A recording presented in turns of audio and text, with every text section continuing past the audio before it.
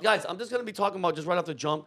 Remember a couple of weeks ago, I was talking about how much we're winning. It feels like positivity. You hear the crying from the left, Dave, but it doesn't feel like it's reaching like how it did 8 years ago, right? Like you feel like, because they don't have no voice at this point. The House, the Senate, the Adam Schiffs are barking, the Cory Bookers are barking, but it ain't doing nothing. This guy is a freaking train right now with no brakes, and he's going fast forward, and it's ridiculous. So one of the first ones, David, I want you guys' opinions. So he just rolled out the new gold card, which, by the way, I had no idea what the hell it was, or that we even have something like this already in place. So for $5 million, wealthy people can get this card, which gives them the same perks as a green card and even sets them on a path to U.S. citizenship. The idea is to attract rich investors who pump money into our economy, create jobs, and pay taxes. The move is set to replace, this is one that's already in, the EB-5 Immigration Investor Program, which had a lower investment threshold but was plagued with issues. What was the guy's name that's in charge? The Commerce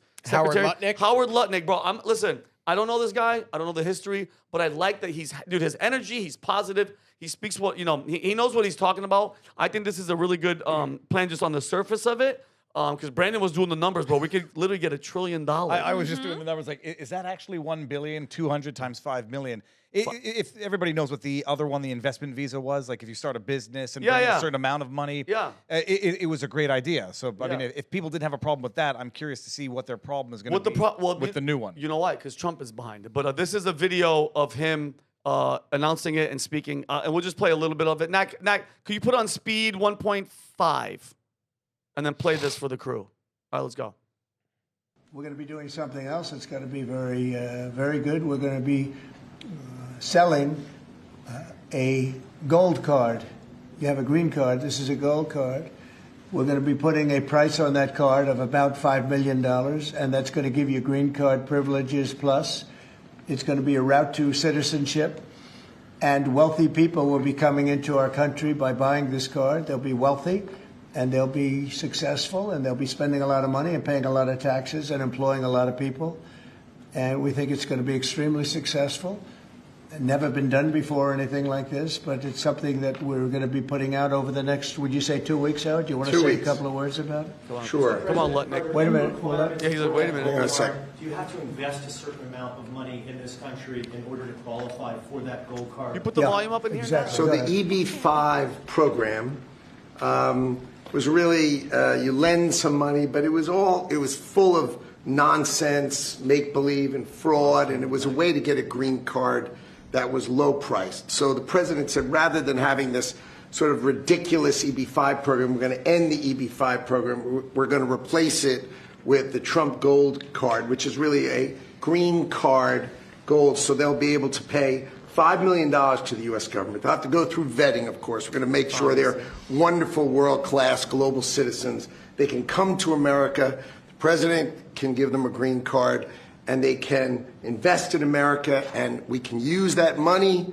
to reduce our deficit. Why do we give out lotteries of green cards? Why do we give out EB-5 of green cards? You can stop at that. Go ahead, Dave. No, because what you're going to have is people are going to be concerned that this is going to be for oligarchs to bring in, I don't know, Russian, foreign nationals, Chinese nationals who are going to, I don't know, undermine democracy. But the alternative is, you might have some complaining also that Trump said it's going to be America first, shut down immigration. You have immigration. There's no reason why you don't make it as financially lucrative for the country as humanly possible. And so the EB was, I know a bit of the criteria for the EB because I was actually looking into it.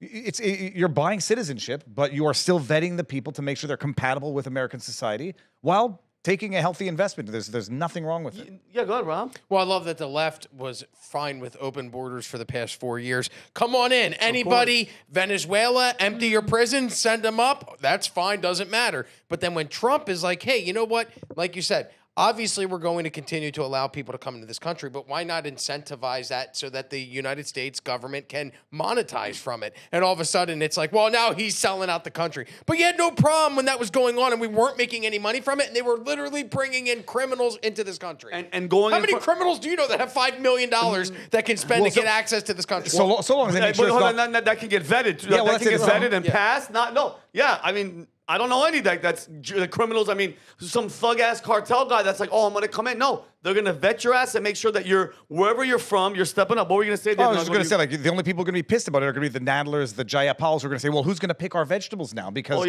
these guys aren't going to come in and accept menial jobs that we can exploit them for our own economic profit, but they're going to contribute to American society. Yep. Hi. Yeah, absolutely. Super win-win for the U.S. because we know we're going to make some of that money that they've been just squandering back, which is a huge deal. And I love the idea that they really did harp on the vetting process and the ability to bring in, you know, citizens that could serve the country. That's been a big thing the last decade of we're kind of getting the riffraff. They're not sending us their best. Yeah. Well, now finally we can get some of their best. Who knows if we get a great couple of doctors over here that weren't here before. A couple, you know, people that can really add to our society. Kelly looks skeptical. I hate to be the dissenter, and I'm not dissenting 100%, but I loved when they were having this stupid argument about the H-1B visas like that, because that was merit-based, you know, immigrants coming in because they provided merit to the community society. Sure, we should absolutely, I like having part of it be merit, part of it be there's a certain number of people that could pay to come in. But not all of those people are going to provide value, but they will accept the money that they're giving us. And America's the land of the free. And there are people in third world countries that come here to live a better life, and they don't have $5 million. I think that there has to be a balance between who we allow to come in and how many 5 million gold cards we lend out. I love the solution as part of it for fixing our debt problem 100%. I think people, if they have the money, should be able to pay for that. That does provide a certain amount of value, but also merit has to be part of it. And then giving other people an opportunity to have that life.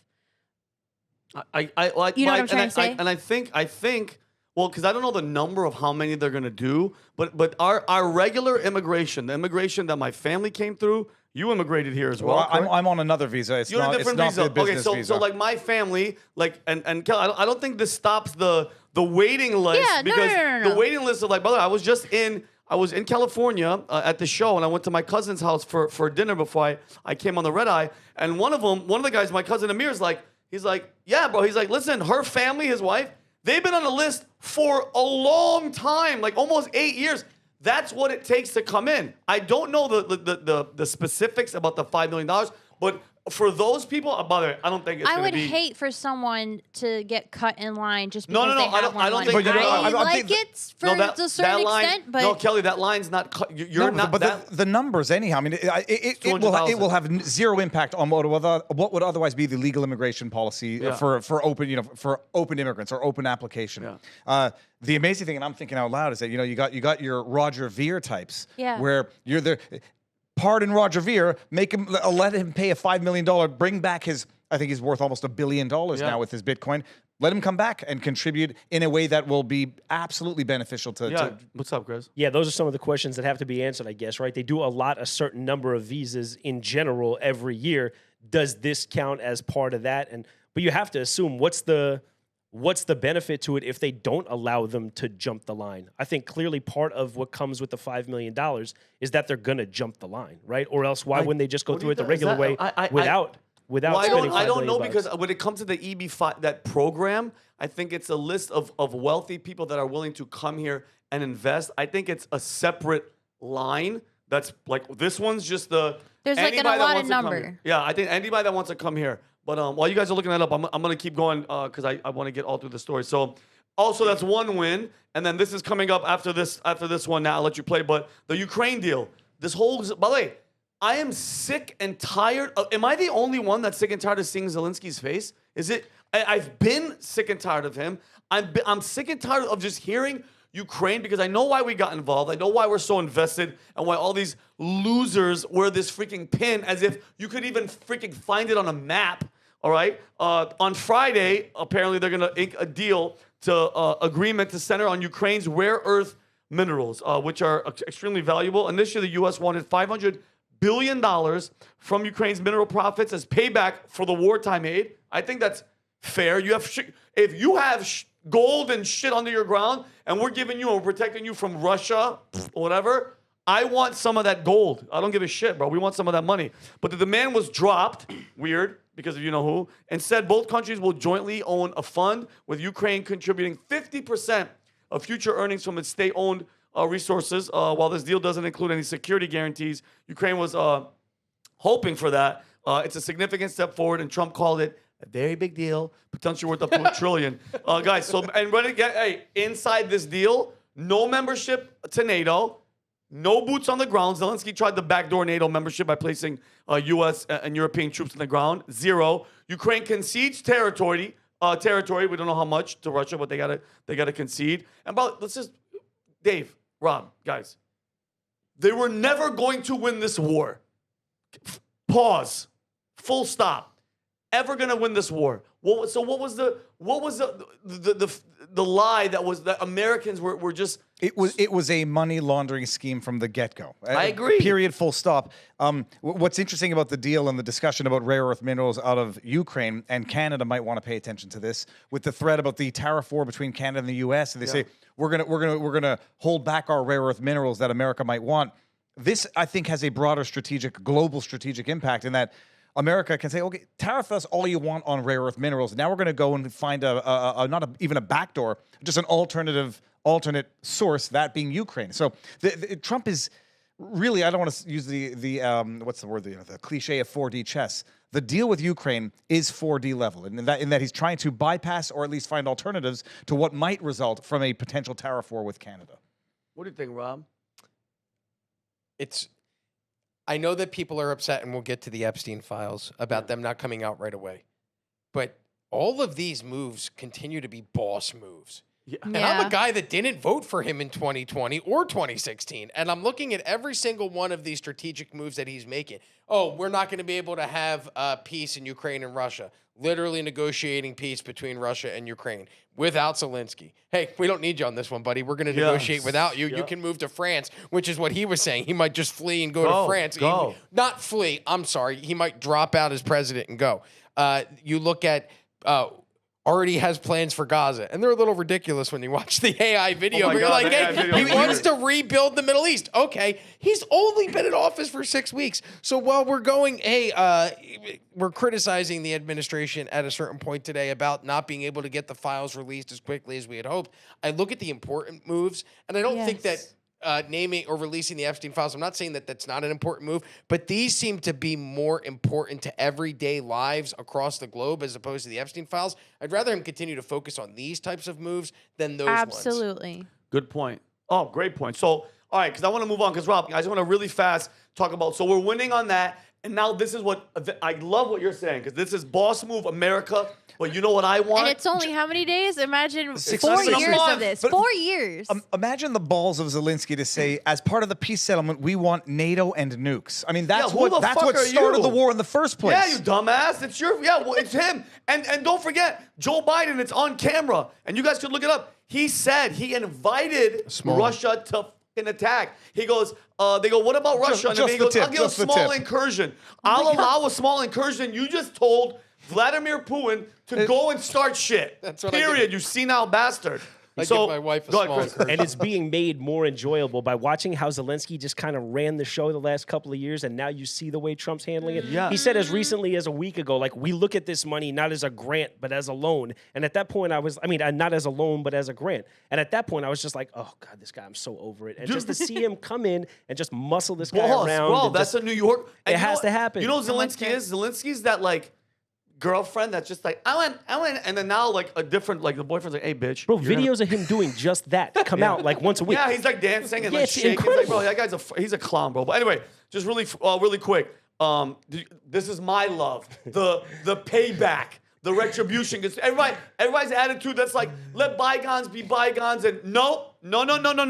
I want full accountability. Like, are we supposed to forget what all these bastards did? Like Jack Smith, the Department of Justice Special Counsel, he led all this shit against Trump in 2020, the election, the classified document shit.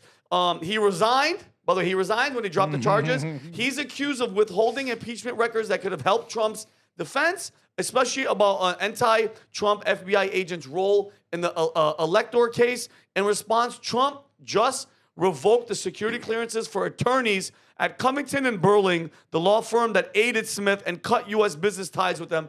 Play this gangster clip. At the the outset of your administration, sir, you What? committed This is a to big one. ending the weaponization of government, Hold up. holding those accountable who participated in the weaponization of government. Hold it. This is a good one. Is everybody listening? Deranged Jack Smith.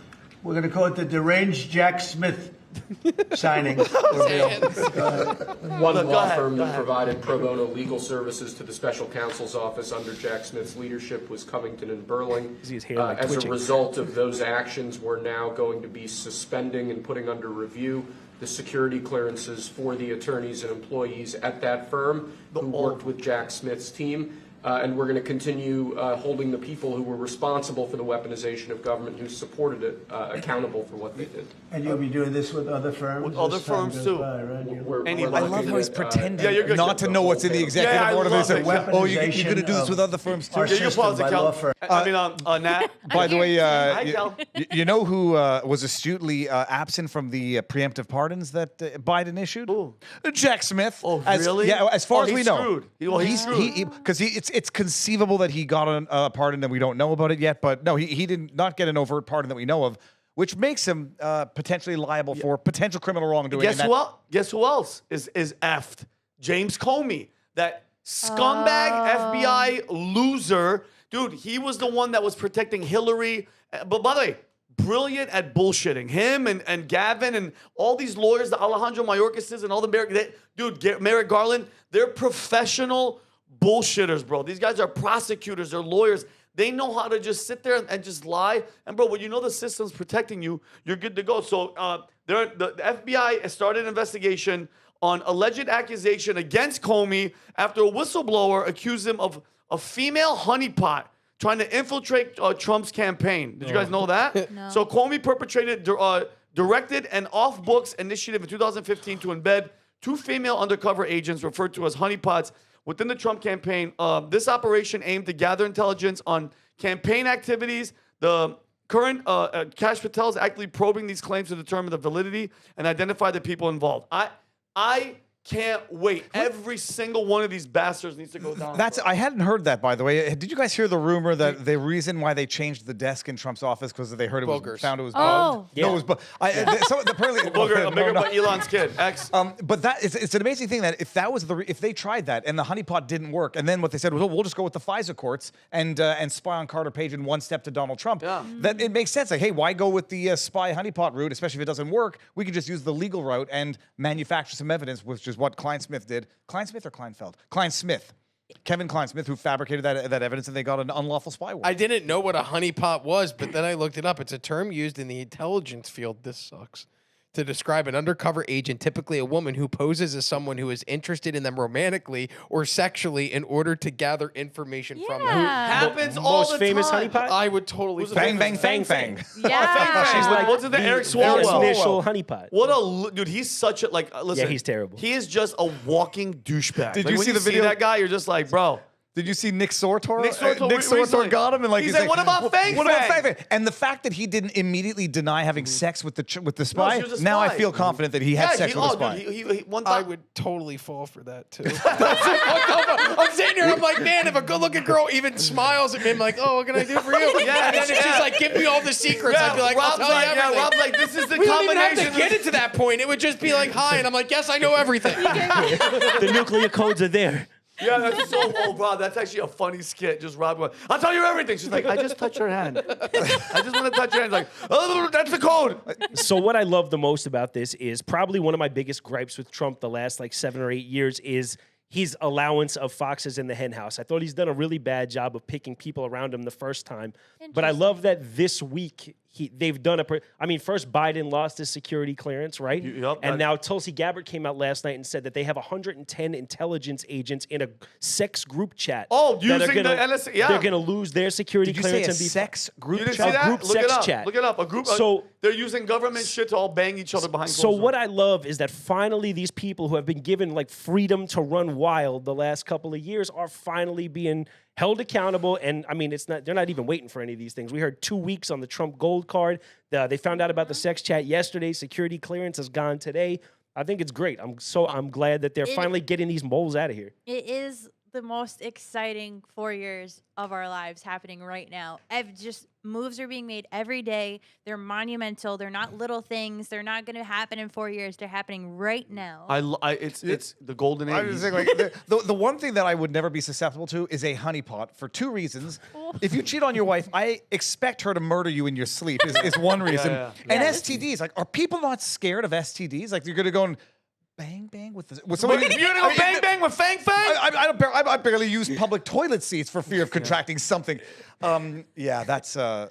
Yeah, man. but listen, why do you think they call don't it a knock it honeypot? unless you had. No, I'm joking. But you know what though? And I'm actually, because we're about to go to Rob's story, I'm actually happy that he lost and they cheated in 2020. I'm happy because now in that 4 years, he grew, he learned, he knows who to trust, who not to trust. Bro, that might have been probably the best thing for him is to have that freaking loss to make him go, oh, okay, now I get it. Now I know. Surviving the assassination attempt was probably the most important thing and the most transformative element. Like Bro, that was the day after that it was that different. put him in calm mode. Putting a chip on a guy like that shoulder is scary. He has enough motivation, and you've seen what he's willing to do to kind of fix things. He sacrificed probably the best life ever for this. Yep. So then do that, and then add that on top of it, and this guy's coming back. Oh, like he's a- coming back. like All a- right. So if you like this clip, click right here. And if you want to see more like it, click right here. Stay angry, Patriots.